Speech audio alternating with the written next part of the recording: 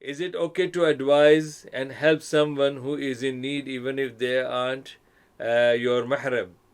Help them only for the intention for helping him or her. Yeah, there is, people.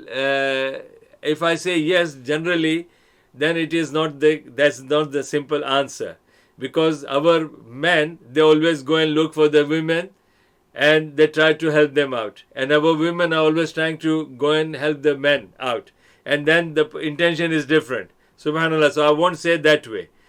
uh, because there are brothers I know that they were arguing with me, Sheikh, there's no harm in that because that sister was in trouble and nobody was there, so I thought that, come on man, there must be somebody in your family who are your sisters, cousins, maybe your family women, they might be in need. Did you ever try with them? Did you ever try to help them? Did you ever try to ask them? No. Why this? There's something, something has to be there. You must be. So that way, even if they are your non-mahram, you have to be careful. You can help, a man can only help the woman, and woman can help woman can help women, and man can help men. And if they are non-mahram, and woman is going to a non-mahram man, she is not safe.